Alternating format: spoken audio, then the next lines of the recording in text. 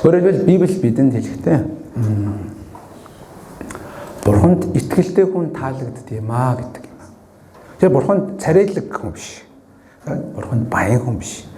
Бурханд эсвэл Библи яг үнэндээ сайн уншдаг хүн биш. Бурханд сүмийн идэвхтэн биш.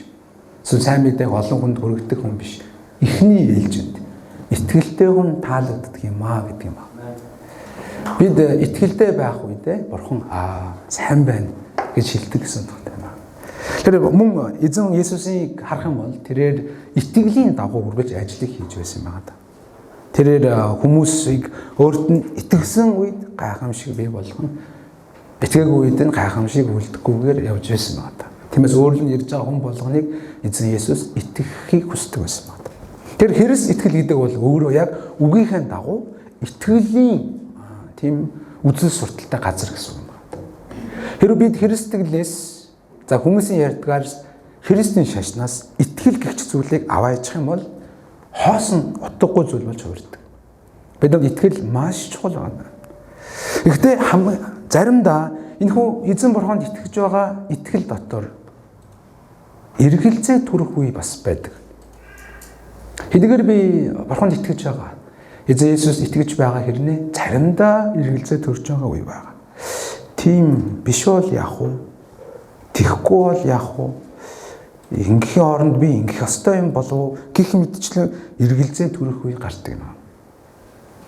Хамарган байдлаар итгэлж эргэлзээ төрж исэн хүн байвал толгойд өгөхгүй юу? Байгаа юм байна те. Би ганцаараа биш юм байна.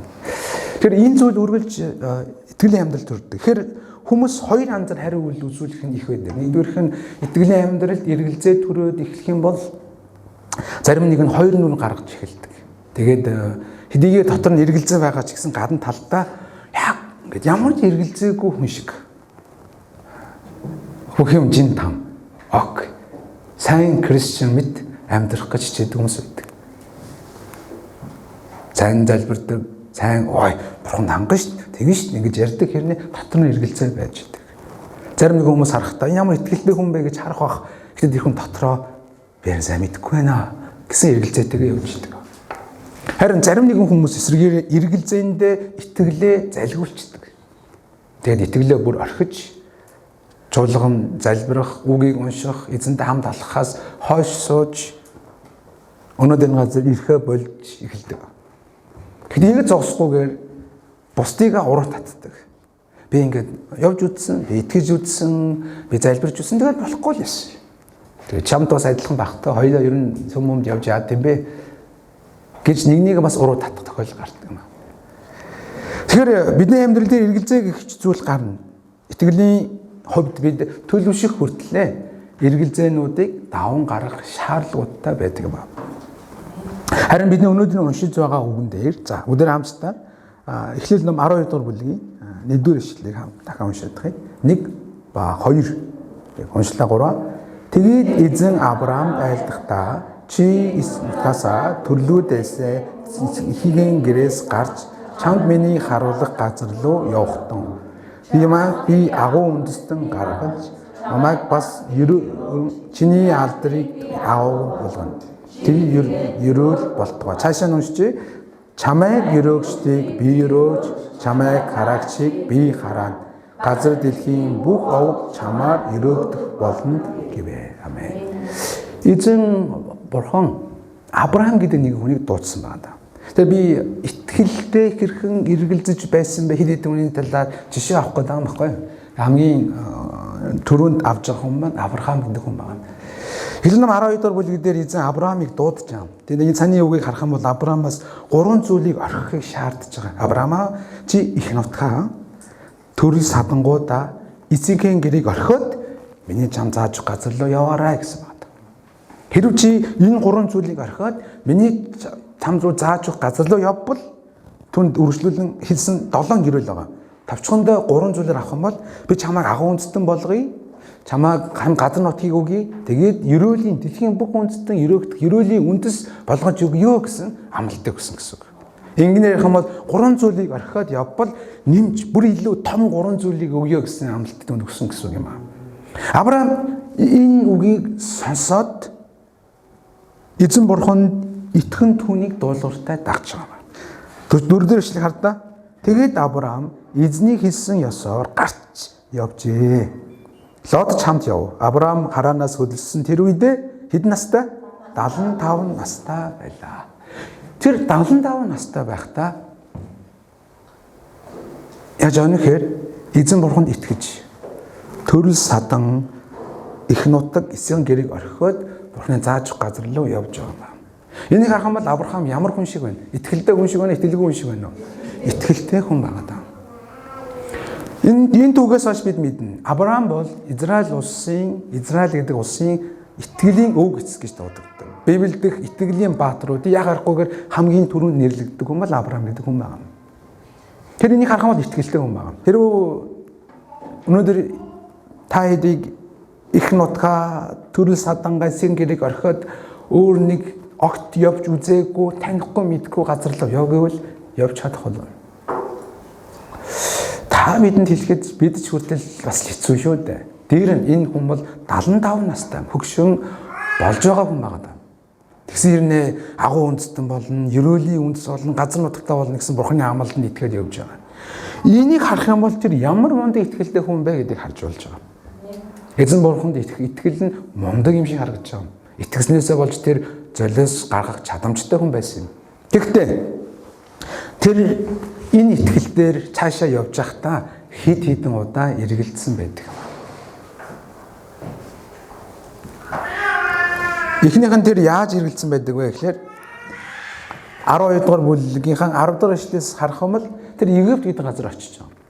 Египт гэдэг газарт очиод өдөр харъя 11 дугаар эшлэлийг харахгүй юу? 12-11-ийг тэрээр Египтэд ойдож ирэх үедээ эхнэр Сарада үздэг төрөгчин үзэсгэлэнтэй эмэгтэй гэдгийг би сайн мэдэж байна. Чамайг харсан египтчүүд эхнэр юм байна гэхэд хэл. Намайг алж чамайг амьд үлдээн. Чи өөрийгөө миний охин дүү гэж хэлээч. Тэгвэл чи надад үлдсий болж чиний ачаар би амьд үлдэнэ гэвэ. Тэр бурхны амлалтыг аваад явж байхдаа ганг ашигаас болоод аргагүй шаардлагаар Египт рүү очих хэрэгтэй болсон юм. Египтэд очихдаа эхнэрдээ юу гэж хэлж гэнэ гэж. Тэр чи миний юу гэж хэлээч гэнэ?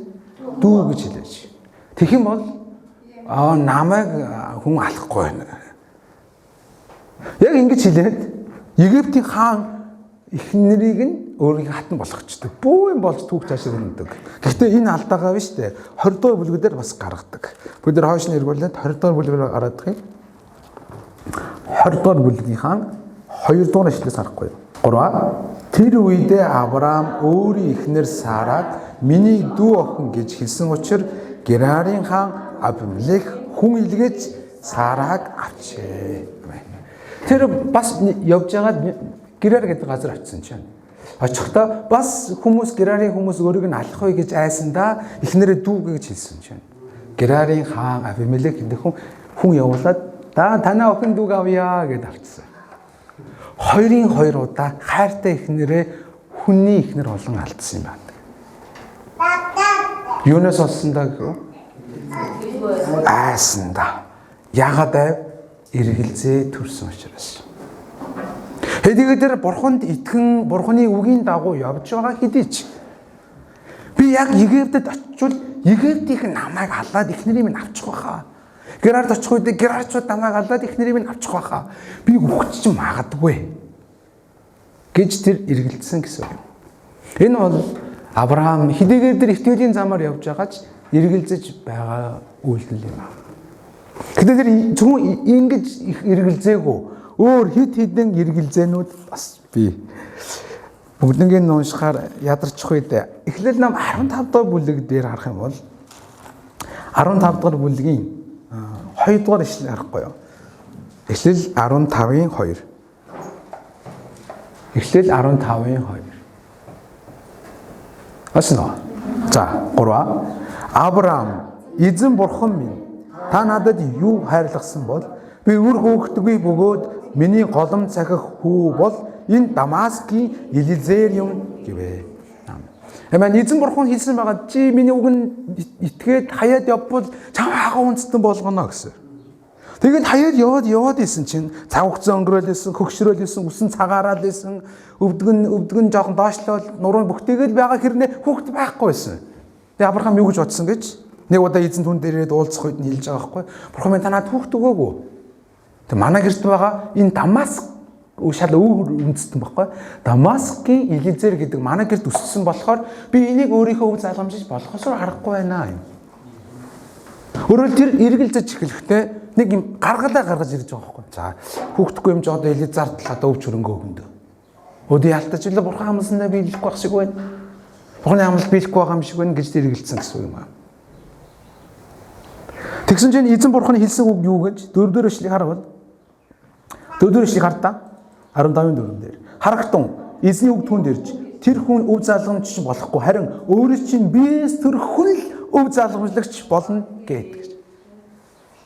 Эзэн хэлсэн Элизер танай гэрд өссөн мөнч чамаас төрсөн хүл өв залгамжлагч болно. Би чамд хүүхэд өгнө. Нас нь нэмэгдсээр байгаа шүү дээ 75-аас хэдэн насаар ч гэсэн нэмэгдсэн байгаа. Тэгээд ирэнгүүт нь тэд ямар арга хэмжээ авсан гэж 16 дахь бүлгийн 1-р эшлэгийг хардаа 16-гийн 1. Хамт уншлаа. Авраам эхнэр Сара түүнд нэг ч хүүг төрүүлээгүй байв. Тэрээр Хагаар нэртэй нэгэн Египт зарц бүсгүйтэй байваа.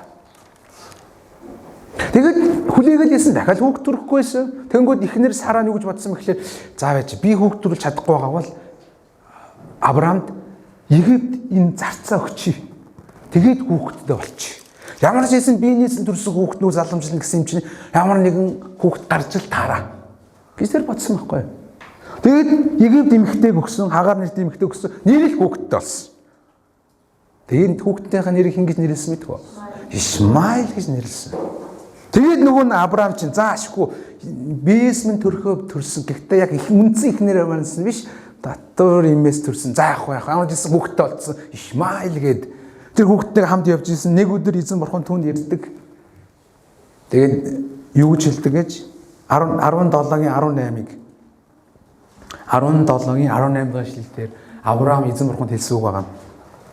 17-гийн 18. 3. Авраам бурханд Исмаил таны өмнө амьдраасаа гэсэн цаашаа нь бурхан үгүй чиний эхнэр Сара чамд хүү төрүүлж өгнө. Чи түүнийг Исаак гэж нэрлэн. Би түүнтэй гэрээ байгуулж түүний ур удамтанд энэ гэрээгээ мөнхийн гэрээ болгон байгуулнаа. Тэр Авраам хэлсэн Исмаил таны өмнө амьдраасаа. Бурхан минь та Элизерийг зөвшөөрөөгүй. Яг одоо миний хүүхэд биш байсан, тэр Дамаск хүн байсан. Гэтэ Исмаил хүүхэдтэй болсон шүү дээ бурхан. Минь харин бурханы хариулт үгүй тийм биш.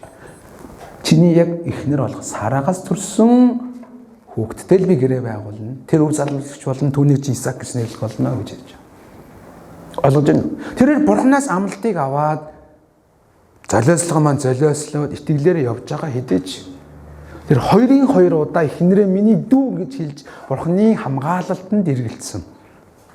Дээр нь тэр бурханы амлалтыг өөрөө биелүүлэх гэж оролдсон.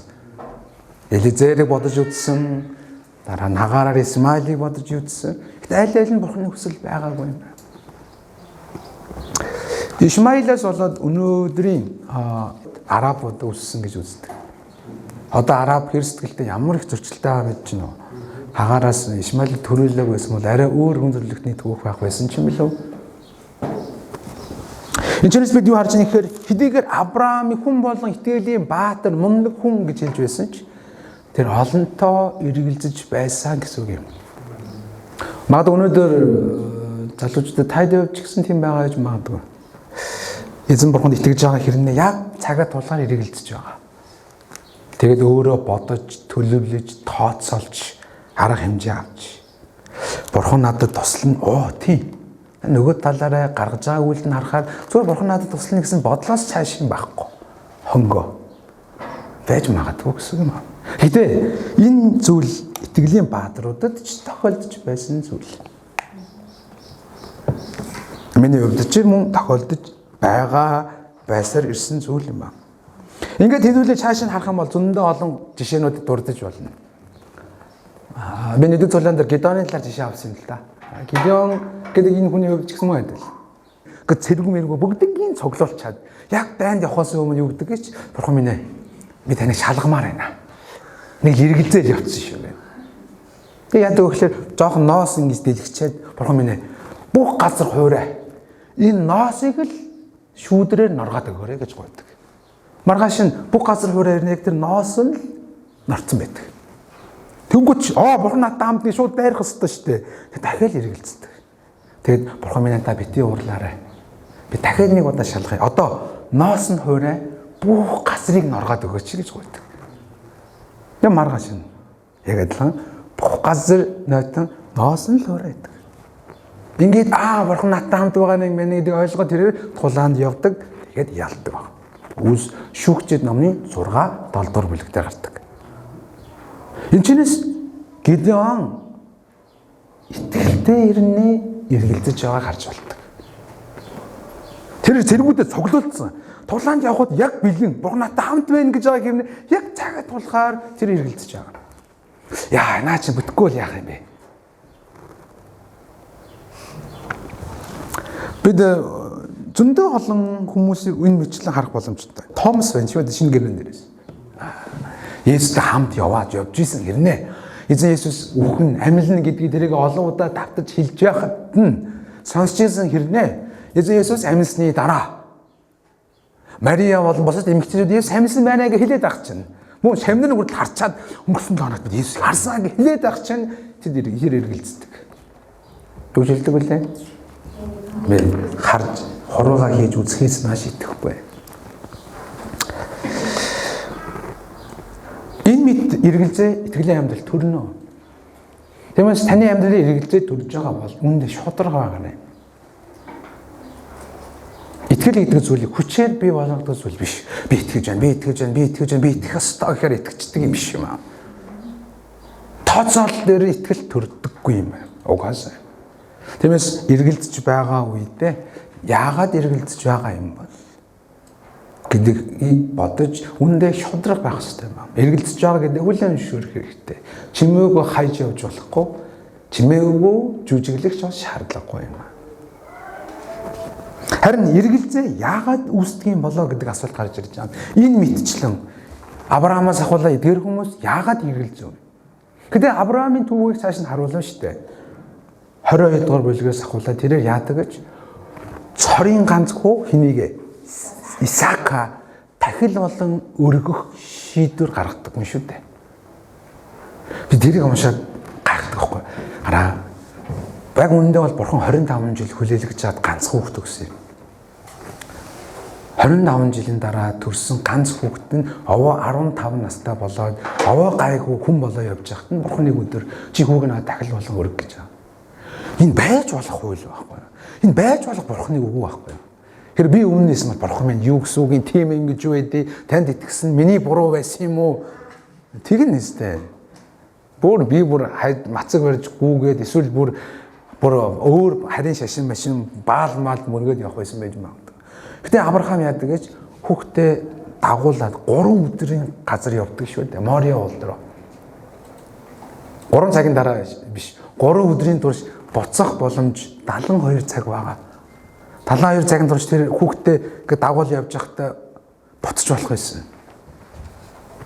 Үнэхээр тийм хүүхдээ бодохоор яа Авраам үнэхээр мундаг итгэлтэй байна гэж боддог. Хүүхдээ бариад тахлын ширээ засчаад гал мод тавьчаад хүүхдээ хүлээд тавьдаг шүү дээ. Яг модон дээр. Алхад билээ. Худаг аваад зоохот яг тэр агшинд бурхан болио гэдэг шүү дээ. Чи зөв байна. Чи миний өмнө тааламжтай байна гэж хэлдэг. Харин Еврей номноор энийг юу гэж тайлбардаг вэ? Авраам тэр үед хүүхэд нь алсан ч бурхан амьлуулна гэсэн итгэлтэй байсан юм а гэдэг. Бүр тэр хэмжээгээр тэний итгэл томорсон байхгүй юу? Юун тэр өмнө нь ихнэрээ миний дүү гэж исэн нөгөө нэг Ишмаил хагаар гэж явж исэн хүн биш болцсон байна. Цорын ганц хайрдаг хүүгээ өргөх хэмжээгээр тийм мундаг итгэлтэй хүн болчихсон хувирж байгаа юм. Тэгвэл энэ хоёрын хооронд ялгаа яг юу байгаа юм бэ? Яагаад эргэлздэг юм бол нэг том шалтгаан байна. Тэр нь Бурхан эзнийг бүрэн дүүрэн таниагүй учраас. Бурханыг бүрэн дүүрэн таниагүй учраас түүнд эргэлздэг юм а гэсэн үг.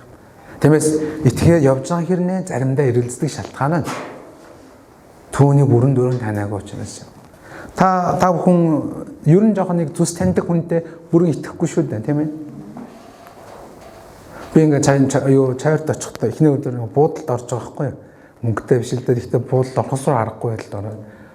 Буудалд орсон итгэж өгөхгүй юм чинь. Ингээд юм даав маавнд гэвтгтээ 0 мод орохдоо нэг жоох ингээ шижиг хүрээд байгаа байхгүй юу? Яг даавгаа сольсон болоо, угаасан болов.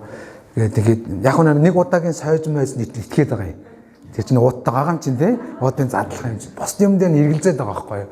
Тэгээ шүшүүн мөшүүн дээр нь үс байгаа юм шиг санагдаад ер нь жоохон нэг харин унтахтаа дээгүүрээ би ингээд хувцсаа өмсөж унтсан эхний өдөр.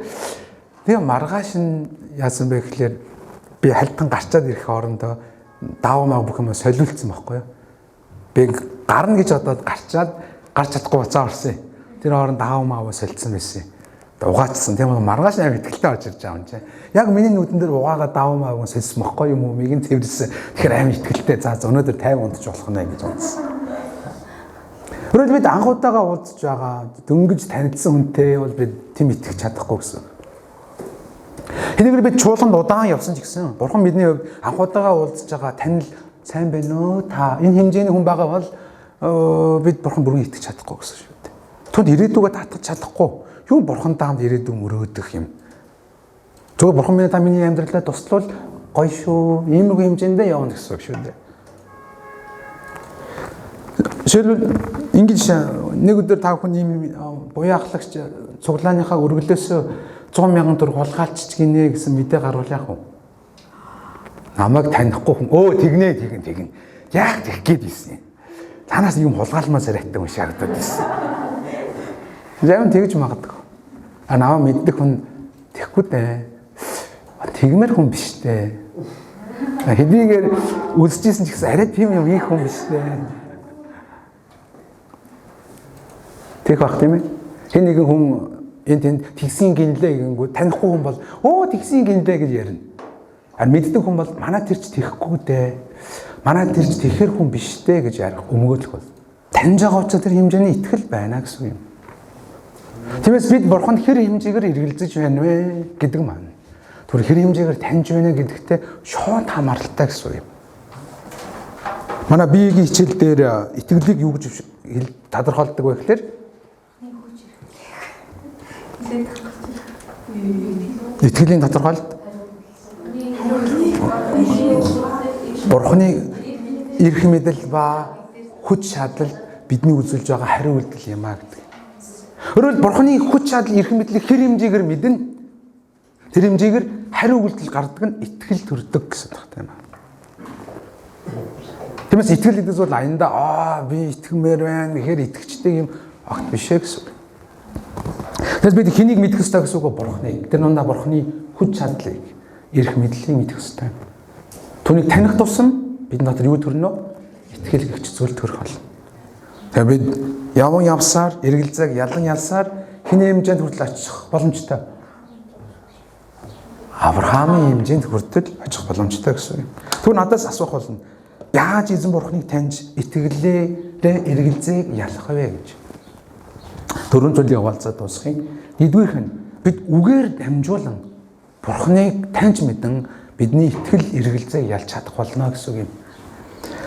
Ром номын 10-ын 17 дээр хэлэхдээ тиймээс итгэл нь сонсох нь Христийн үгээр ирдэг юм аа гэсэн. Тухайн үед үгийг сонсохоос аргагүйсэн юм. Цөөн тооны мэддэг хүмүүс л итгэлийг ярьж ирсэн. Харин өнөөдөр бид Христийн үгийг сонсохоос гадна яаж чадна? Уншиж чадна, харж чадна, барьж чадна, судалж чадна, сурч чадна. Өөрөөр Христийн үгээр дамжуулан түүний үгтэй харьцах тусмаа бид бурхан эзнийг таньж мэдэн. Тийхүү яаж чадна гэсэн үг? Итгэл маань өсөж эргэлзээг ялж чадна гэсэн юм. Авраамын цаг үед ном байгаагүй байхгүй юу да? Библи байгаагүй юм аа. Тэр амьдралаараа эзнийг таньж мэдсэн гэсэн үг юм. Өнөөдөр бид үгээр дамжуулан Бурханд хайж мэдэх ёстой юм. Та магадгүй эргэлзэж байгаа. Эргэлзэндээ нэг буруу алхам хийгээ явж байгаа. Яг тэр зүйлээ чинь хариулт аль хэдийн Библиэлд бичээстэй байж магадгүй. Библи унших болох юм дээр чайл дими цаг үрээд. Тэмэрчгүйгээд. Үгээр дамжуулан бид Бурхан эзний таньж мэдэн. Бидний амьд төрж байгаа эргэлзээг нэг хоёроор нь хөөд зайлуулж чадна гэсэн үг юм. Эзэн үгтэй ойр эзний хүмүүс олцгоё. Ингээ яриадч уцаа маачтай мэрэгэнч уг уншихтай хойрог байгаа шүү хүмүүсээ.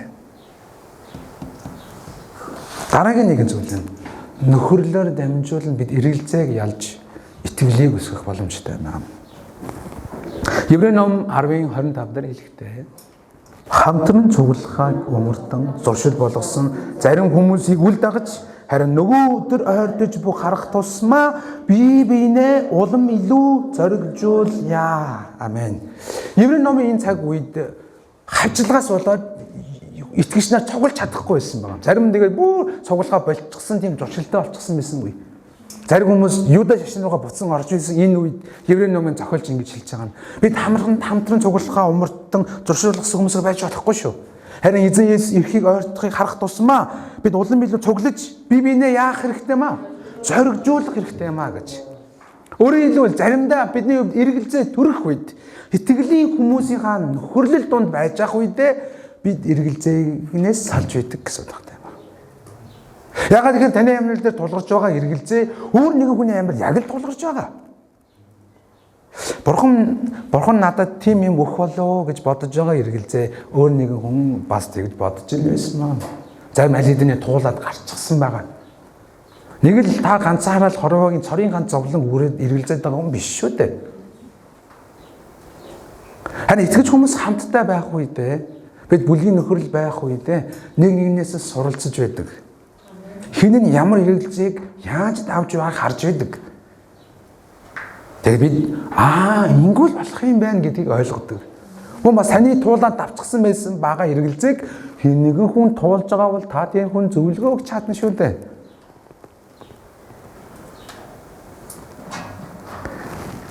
Нөхөрлөдөг эзний хүмүүс олцгоё. Тэгээд жоохон нөхөрлөлд юм сэтгэлээсээ хандуул зүгээр байна. Зарим нэг хүмүүс цаг заваа гаргаад ирж байхад зарим нь хэм нэг чвэсэн хэдэн цагийн дараа ирэх ч юм уу эсвэл алга болчихж байгаа ч юм уу. Бусдын цагийг үнэлэх хэрэгтэй шүү. Цаг давуулсан бол цагтаа ирүүл сайн байна. Чадахгүй бол өөрчлөлт хэлж байгаарэ. Тийм шүү дээ. За өнөөдөр ийм ажилтаа болчих шиг манайхаа. Окей. Юу болсон мэддэхгүй байж болохгүй байхгүй юу? Нөхөрлөөр дамжуулан бид юуг ялж чадна? Эргэлзээг ялж чадна. Гуравдугаарх нь бид юу эсэргүүцэх хэрэгтэй байдаг юм аа. Эфес номын 6-гийн 12 дээр хэлэхдээ Эфес ном 6-гийн 12 дээр хэлэхдээ энэ дээр бидний тэмцлийн талаар хэлж өгдөг.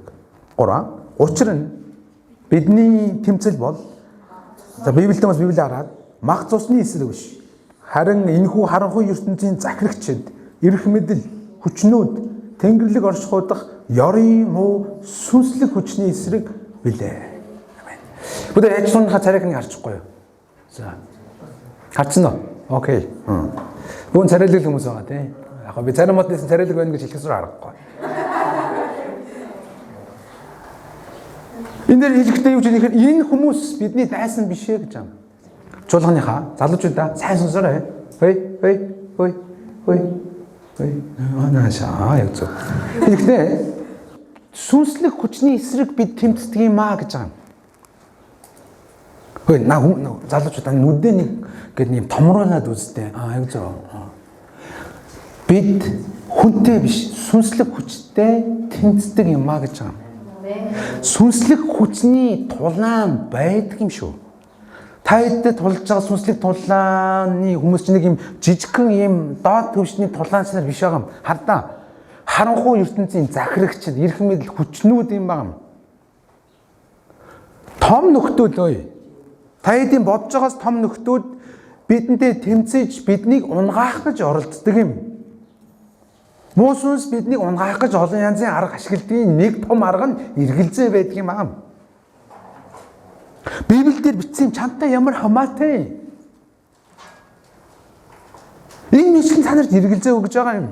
Тэр хүн тэгээл чам дээр яг тэгэх юм уу? Бурхан чамд ер нь хайртай, ер нь тэр энэ чамд ямар хамаа байгаа юм. Их мэдлэн та бидэнд эргэлзээ, айдас, санаа зовлтуудыг өгж байгаа юм. Тэгэхээр тийм байна, өстө тэгэх юм байна. Ингээд жаа ухаан орох хэрэгтэй юм залуучууд минь. Заримдаа бидний амьдрал дээр эргэлзээ төрөх юм бол муу нэгэн эргэлзээгээр дамжуулан бидний итгэлийг унгаах гэж оролдвол эсэргүүцэх хэрэгтэй байхгүй итгэлээрээ. Диавол Есүс дээр ирдэг шүү дээ. Есүсийг сорьдог. Хэрвээ чи Бурханы хүү юм бол талах болгооч. На чулууга. Есүс юу гэж хэлдэг вэ? Бичигдсэн байдаг. Бурханы үгээд эсэргүүцэх шүү дээ. Үгэд нь ороогүй. Ирээдүй чинь бүрхэг байна. Ер нь нэг баталгаатай ажилд орохгүй бол ер нь чи шиг бүтэхгүй дээ. Чиний ирээдүй Бурхан удирдаал чамд гоё ирээдүй өгнө гэж өстой тийм гонжин жоо. Голооны баас. Тийм хотлог мөг. Заримдаа ийм зүйлээр эсэргүүцэж сурах хэрэгтэй юм байна. Эсэргүүцэж сурах хэрэгтэй юм байна. Төрж байгаа бодол болгоныгоо хүлээн аваад би чинь бүтэхгүй юм тийм байна. Бурхан надад туслах. Би Бурханаас хаягдсан юм шиг байна. Ингээ яваад иж болохгүй юм байна.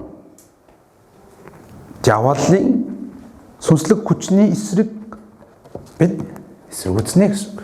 Үгүй тийм биш. Библиэд ингэж бичигдсэн байдаг. Ийм болох болно. Тийм байх болно гэж бид тунгална гэсэн үг юм байна.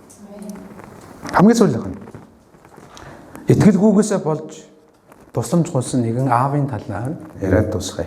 Марк 9:24.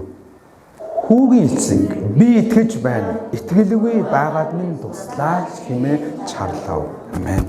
Энэ эцэг хүн нэгэн хүүтэй байсан юм. Хүн багаасаа чөтгөж өгснөөс болоод гал усанд ундаг айхтар өвчтөй болчихсон байсан.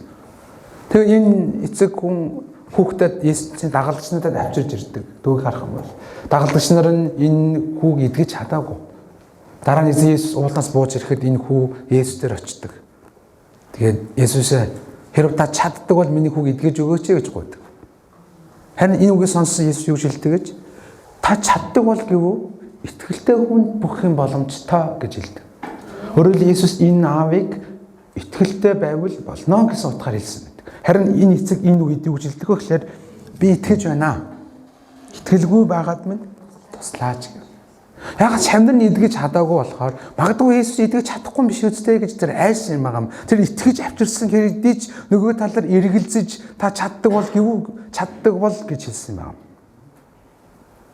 Өөрөөр хэлбэл хэдийгээр итгэж байгаа хэрнээ эргэлзээ түрээнд байгаа бол эзнээс яг энэ аав шиг гуугаарай. Бурхан минь би танд итгэж байна. Итгэлгүй байгаад минь туслаач. Бурхан минь би энэ зүйлээр итгэж байна. Гэтэ энэ зүйлээр үнэхээр итгэж чадахгүй байна. Та надад туслаач. Би энэ зүйлээр хитрхи өөрийнхөө хийчих гээд байна. Энэ зүйлээр буруу замаар явчих гадах шиг байна. Бурхан минь надад туслаач. Энэ үгийг сонссон Есүс яг тэр хүүг авчирж ирээд эдгэж өгöd буцаагаад өгөө болдог. Залуучууд нь та нарт эргэлзээ төрж болно. Буруу юм биш шүү дээ. Итгэхийг хүссэн ч эргэлзээд байж магадгүй. Яснаас тусламжийн гоогаар. Бурхан минь гойж надад би итгэж байгаа ч эргэлзээ байсаар байна. Надад туслаарай. Миний хувьд ч тэр нэг зүүн дээр үргэлж эргэлзэж ирсэн. Тэр нь Бурхан миний ирээдүйг батлан дааж чадах болов. Бурхан миний ирээдүйг батлан дааж чадах нэг мөн үү? Мөн л дөө. Мөний үед мөн шүү заяа. Тэр над дээр байх уу? Мөн нэгний хэлдэг үг юм шүү дээ. Мөн л дөө гэдэг чам дээр онцгой тохиол гэж магадгүй шүү дээ. Номлон юм итгэдэг. Авраам энэ хүн эзэн Бурханы дуудлагыг аваад итгэлтэйгээр дагсан. Тийм ээ? Ямар гурван зүйл орохороо? Гэрийг орохороо. 3-5 амлалтыг өгнө гэсэн. Агуу үндэстэн утаг, газар нутаг, ерөөлийн үндэс болгоно гэсэн. Авраам маш 75 наснда маш итгэлтэйгээр зоримог гаран явсан ч тэр эргэлдсэн байна. Эхнэр хоёр ч удаа миний дөө гэж дуудсан тэр. Тэгээд сүулдэ хатантаан гэж дуудахад хүрсэн. Валрах шахсан. Тэгээд түүг уншаад үзээрэй тэр бурхны ивэлэл эхнэр олж авсан байдаг.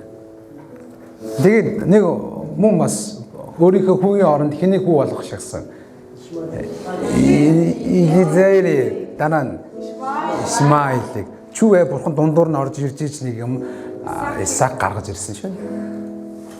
Яг үүндээ эргэлзэх энэ үе байна. Харин бурхан бидний итгэлийг авч явсаар байдаг гэдэг маш чухал байна. Бурхан эзэж өөрийг хайрдаг хөө охиныг эргэлзэж итгэлээ эргэлзэн залгуулахыг зөвшөөрдөггүй. Үнэндээ бол. Гэтэ бид эргэлзэх үедээ ямар дөрвөн зүйлээр ялан дийлж чаднаа? Христийн үгээр дараа нь нөхөрлөл эсэргүүцэх хамгийн сүүл нь гуйн залбирах юм аа. Тэгээ энэ дөрвөн зүйлээр таван гараарай гэж хүн болгоны ерөн урайлж байна.